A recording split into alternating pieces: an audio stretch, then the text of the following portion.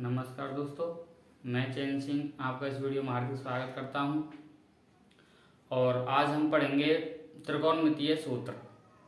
जो त्रिकोणमिति की प्रश्नावली है उसकी त्रिकोणमिति में जितने भी सूत्र आते हैं सभी को पढ़ेंगे और उनको एक अच्छे तरीके से याद करने का प्रयास करेंगे। तो देखिए, आइए दोस्तों पढ़ते हैं। तो हमारे पास हमको पता है कि इसमें कितनी निष्पत्तियां होती हैं, कितने त्रिकोणमितीय अनुपात होते हैं, 6 होते हैं। Sine theta, cos theta, tan theta, cot theta, sec theta और कोसेक थीटा। जो त्रिकोणमितीय अनुपात है ये एक नियम है इनका कि ये सभी जो हैं समकोण त्रिभुज पर लागू होते हैं। समकोण त्रिभुज जिसमें एक कोण 90 डिग्री का होता है, तो ऐसे त्रिभुज में समकोण त्रिभुज होते हैं। और ऐसे समकोण त्रिभुज में 3 भुजाएं होती हैं। 3 भुजाओं जो हैं उन तीनों भुजाओं को पहचानना बहुत ही जरूरी है, बहुत आवश्यक है। ये हमने बना दिया एक समकोण त्रिभुज ABC और इस समकोण त्रिभुज का कोण B जो है वो समकोण है, 90 डिग्री का है। तो एक समकोण त्रिभुज में 3 भुजाएं होती हैं जिनमें एक होता है कर्ण, एक होता है आधार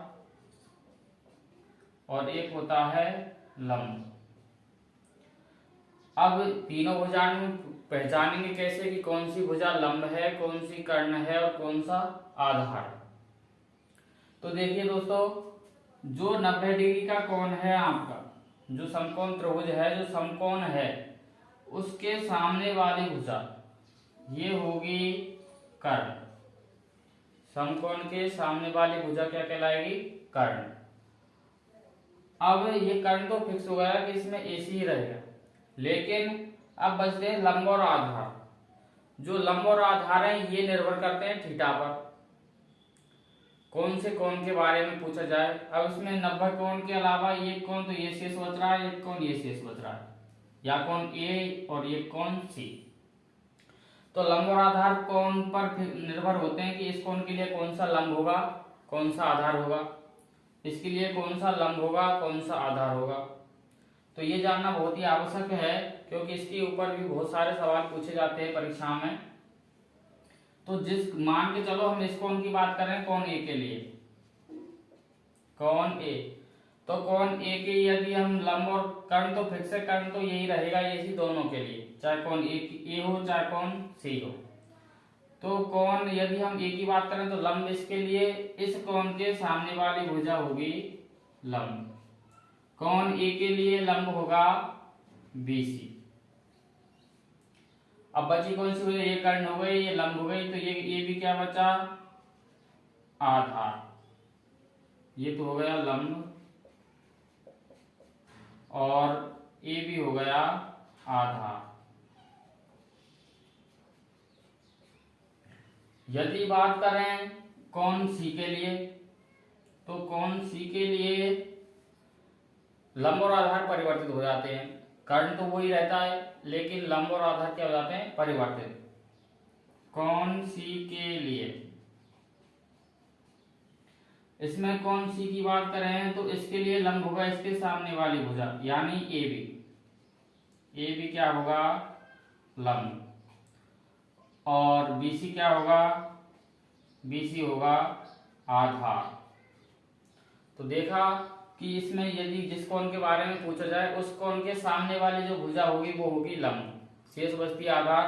और जो 90 डिग्री के सामने वाली भुजा या समकोण के सामने वाली जो भुजा है वो होगी कर्ण। तो ये लंब, आधार, कर्ण तीनों में को जानना बहुत ही आवश्यकता है इनकी।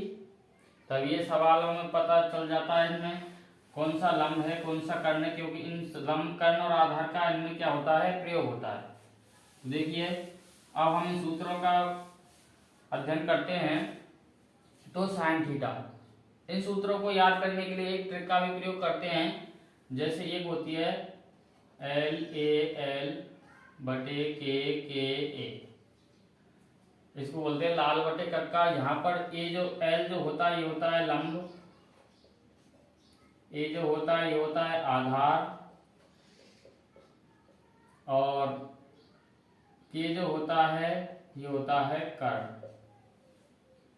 तो इसमें पहले है L बटे K यानी लंब बटे कर्ण। दूसरा है a बटे k यानी आधार बटे कर्ण, तीसरा है l बटे a यानी लंब बटे आधार।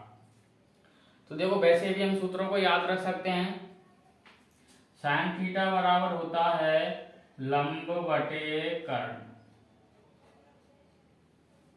और कॉस थीटा बराबर होता है आधार बटे कर्ण। टेन थीटा बराबर होता है लंब बटे आधार। अब देखिए हमने तीन सूत्र याद कर लिए, साइन थीटा का याद कर लिए लंब बटे कर्ण, कोस थीटा का याद कर लिया आधार बटे कर्ण और टेन थीटा का याद कर लिया लंब बटे आधार। तो हम बात देखिए अब यहाँ पर जो टेन जो ये कोट है, जो कोट होता है ये होता है टेन का उल्टा या टेन का व्युत्क्रम। तो टेन कोट का सूत्र निकालने के लिए टेन के सूत्र को उल्टा कर देते हैं, तो ये हो जाता है आधार बटे लंब। इसी प्रकार जो सेक थीटा होता है ये होता है कोस का व्युत्क्रम यानी कर्ण बटे आधार। और जो साइन ये कोसेक जो होता है ये होता है साइन का व्युत्क्रम यानी कर्ण बटे लंब। तो इस प्रकार हम इन सूत्रों को लिख सकते हैं। साइन थीटा बराबर लंब बटे कर्ण, कोस थीटा बराबर आधार बटे कर्ण, टेन थीटा बराबर लंब बटे आधार और कॉट थीटा बराबर आधार बटे लंब और सेक थीटा बराबर कर्ण बटे आधार और कोसेक थीटा बराबर कर्ण बटे लंब। तो इस प्रकार हम इन सूत्रों को लंब और आधार कर्ण के रूप में sine cos tan cot sec cosec इनको याद कर सकते हैं। अब आते हैं इनके त्रिकोण इनके व्युत्क्रम के सूत्रों के आधार पर देखते हैं। तो देखिए जैसा कि अब हमने पढ़ा था साइन थीटा का व्युत्क्रम क्या होता है कोसेक थीटा। तो लिख सकते हैं हम साइन थीटा बराबर 1 बटे कोसेक थीटा। इसी प्रकार कोस थीटा का व्युत्क्रम क्या होता है सेक थीटा यानी कोस थीटा बराबर लिख सकते हैं 1 बटे सेक थीटा। इसी प्रकार टेन का व्युत्क्रम क्या है कोट, तो टेन थीटा बराबर लिख सकते हैं 1 बटे कोट थीटा। और अब इनका उल्टा कर देते हैं तो कोट का व्युत्क्रम क्या है टेन, तो कोट थीटा बराबर लिख सकते हैं 1 बटे टेन थीटा। और सेक थीटा बराबर क्या होगा, सेक उल्टा होता है कोस का तो 1 बटे कोस थीटा और इसी प्रकार कोसेक थीटा होगा 1 बटे साइन थीटा। इस प्रकार हम इनके अनुपात के या व्युत्क्रम वाले सूत्रों को लिख सकते हैं। इसके बाद देखते हैं इनके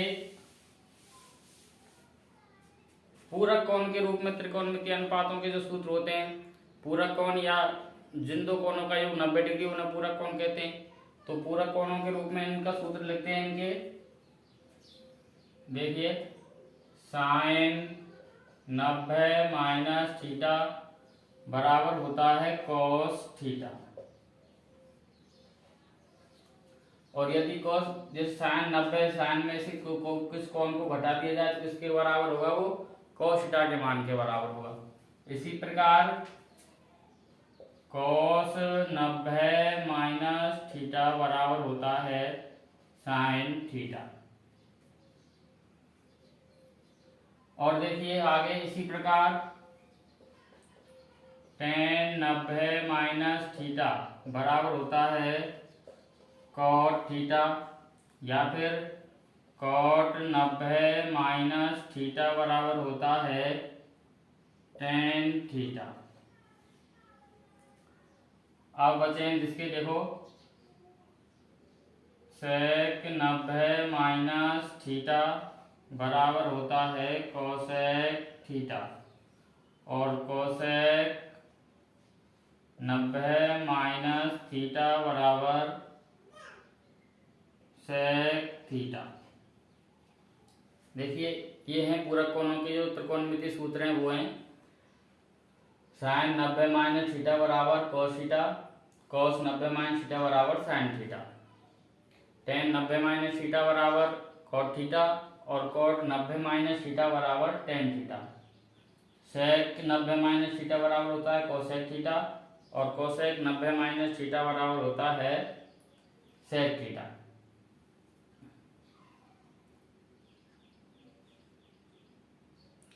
इसी प्रकार आगे देखिए, ये हो गए इनके पूरक कोणों के अनुपात। पूरक कोणों के अनुपात के बाद में आते हैं इनकी सरसंख्याएं। जो सरसंख्याएं होती हैं वो सारणी के आधार पर व्युत्पन्न है, इनके मानों के आधार पर निकाली गई हैं। जो सारणी में जिन दो त्रिकोणमितीय अनुपातों के वर्गों का यह योग जो एक आता है वही उसकी सरसंख्या बना दी गई है। जिस प्रकार हम देखते हैं, ये तो हो गए अनुपात, ये पूरक कोण के रूप में है। इधर देख रहे हैं इनकी सरसंख्याएं।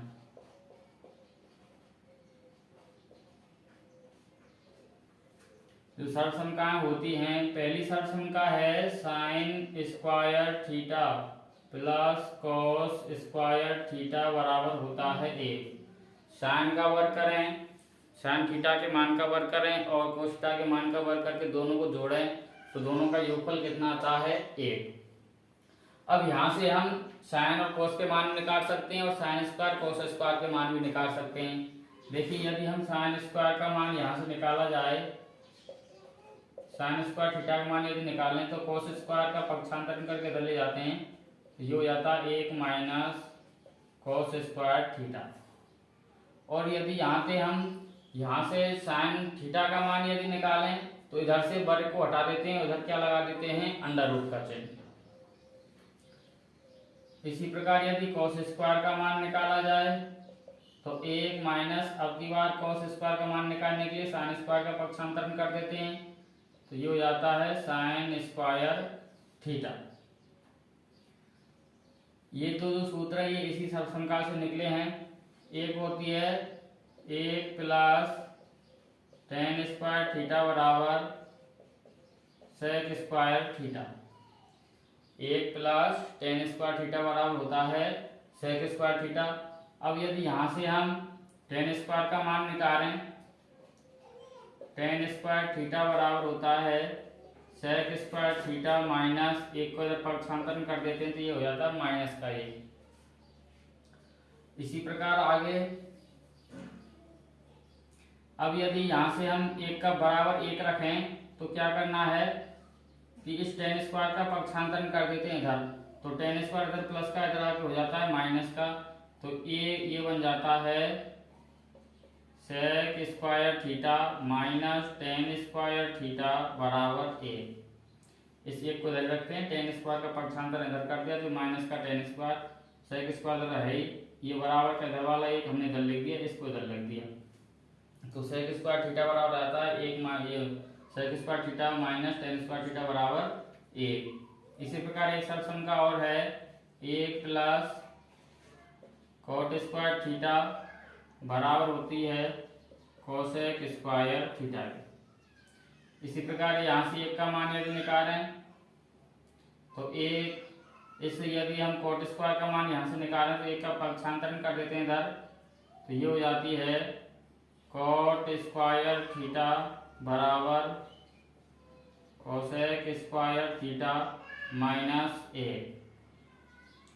और यदि हमको बराबर में 1 लिखना है तो क्या करते हैं, इस कॉट स्क्वायर का इधर क्या कर देते हैं पक्षांतरण, तो ये हो जाती है cosec square theta minus cot square theta बराबर 1। ये हो जाती है इसकी सरसंख्याएं। तो देखिए, इस प्रकार हम इन सभी सूत्रों को याद कर सकते हैं। लेकिन यहाँ पर देखते हैं कि हमने यहाँ पे सभी जो साइन के अनुपात हैं वो लिख लिए, सभी त्रिकोणमितीय अनुपातों के। इसमें भी अब साइन और कॉट के, साइन जो टेन है और कॉट है उसके 2 अलग से सूत्र और होते हैं तो उनको अलग से लिख देते हैं। यहाँ पर यदि टेन को लिखते हैं हम साइन और कॉस के रूप में तो टेन थीटा बराबर होता है साइन थीटा माई बटे कॉस थीटा, और कॉट का निकल जाता है, टेन का निकल जाता है तो कॉट का भी होता है, क्योंकि टेन जो होता है कॉट का व्युत्क्रम होता है। तो ये हो जाएगा cos थीटा बटे sin थीटा। इस प्रकार हम इन सूत्रों को याद रख सकते हैं। इन्हीं सूत्रों में और इसी प्रश्नावली में एक और है जो पाइथागोरस प्रमेय समकोण त्रिभुज पर लागू होती है, उसको भी हम यहाँ लिख लेते हैं।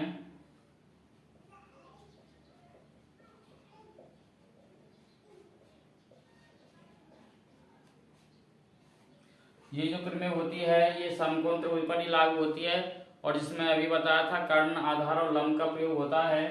तो यहाँ देखते हैं कर्ण स्क्वायर बराबर लंब स्क्वायर प्लस आधार स्क्वायर, और इसी के आधार पर हम अब यहाँ से तीनों का मान निकाल सकते हैं। लंब स्क्वायर का मान निकाल सकते हैं, आधार स्क्वायर का मान निकाल सकते हैं। यदि लंब स्क्वायर निकालें तो लंब स्क्वायर बराबर हो जाता है कर्ण स्क्वायर माइनस आधार स्क्वायर। इसी प्रकार आधार का मान यदि निकालें, आधार स्क्वायर बराबर कर्ण स्क्वायर माइनस लंब स्क्वायर। तो देखिए दोस्तों, इस प्रकार हमें यदि दिखाई नहीं दे रहा है ये सूत्र, तो इसको और बगल में लिख देते हैं साइड में। cot थीटा बराबर cos थीटा बटे sin थीटा। तो यहाँ से एक बार इनका दोबारा से रिवाइज कर लेते हैं। sin थीटा बराबर लंब बटे कर्ण, cos थीटा बराबर आधार बटे कर्ण, tan थीटा बराबर लंब बटे आधार और cot थीटा बराबर आधार बटे लंब, sec थीटा बराबर कर्ण बटे आधार और cosec थीटा बराबर कर्ण बटे लंब। इसी प्रकार देखिए अनुपात के रूप में इनका प्रयोग किया जाता है। sin थीटा बराबर होता है 1 बटे cosec थीटा, क्योंकि जो sin और cosec होते हैं ये एक दूसरे के व्युत्क्रम होते हैं, यानी उल्टे होते हैं। तो sin थीटा बराबर 1 बटे cosec थीटा और cosec थीटा बराबर 1 बटे sin थीटा। इसी प्रकार जो sec और cosec होते हैं, sec और cos होते हैं, ये एक दूसरे के व्युत्क्रम होते हैं। तो cos थीटा बराबर 1 बटे sec थीटा और sec थीटा बराबर 1 बटे cos थीटा। इसी प्रकार tan और cot एक दूसरे के व्युत्क्रम होते हैं, उल्टे होते हैं। tan थीटा बराबर 1 बटे cot थीटा और cot थीटा बराबर 1 बटे tan थीटा। यहाँ यदि पूरक कोणों के सूत्र देखे जाएं, इनको पूरक कोणों के रूप में कैसे प्रयोग किया जाता है, तो sin थीटा बराबर sin 90 माइनस थीटा बराबर होता है cos थीटा और cos 90 माइनस थीटा बराबर होता है sin थीटा। और इधर देखते हैं tan 90 माइनस थीटा बराबर होता है cot थीटा और cot 90 माइनस थीटा बराबर होता है tan theta. sec 90 minus theta बराबर होता है cosec थीटा और cosec 90 माइनस थीटा बराबर होता है sec थीटा। और देखिए आगे सरसंख्या का प्रयोग, sin square theta plus cos square theta, इन दोनों का मान वर्ग का योग होता है 1। यदि sin स्क्वायर का मान निकाला जाए तो sin स्क्वायर थीटा बराबर 1 माइनस cos स्क्वायर थीटा और cos स्क्वायर थीटा का यदि मान निकाला जाए तो 1 माइनस sin स्क्वायर थीटा। एक होती है 1 प्लस tan स्क्वायर थीटा बराबर sec स्क्वायर थीटा और tan स्क्वायर थीटा बराबर sec स्क्वायर थीटा माइनस 1 और एक होती है sec square theta minus tan square theta बराबर 1। एक सरसंख्या है 1 प्लस cot स्क्वायर थीटा बराबर cosec स्क्वायर थीटा और cot स्क्वायर थीटा बराबर cosec स्क्वायर थीटा माइनस 1 और cosec square theta minus cot square theta बराबर 1। इस प्रकार हम इन सभी सूत्रों का प्रयोग कर सकते हैं, याद कर सकते हैं। जो त्रिकोणमितीय प्रश्नावली है वो सभी जो है सूत्रों पर निर्भर करती है। यदि सूत्र आते हैं तो सवाल हल हो जाते हैं, और इस प्रकार से सूत्र जो हैं या सवाल जो हैं वो कंपटीशन के एग्जामों में पूछे जाते हैं। इसलिए मैं उम्मीद करता हूँ सभी सूत्रों को आप अच्छे से याद करेंगे। मिलते हैं अब अगली वीडियो में, तब तक के लिए धन्यवाद।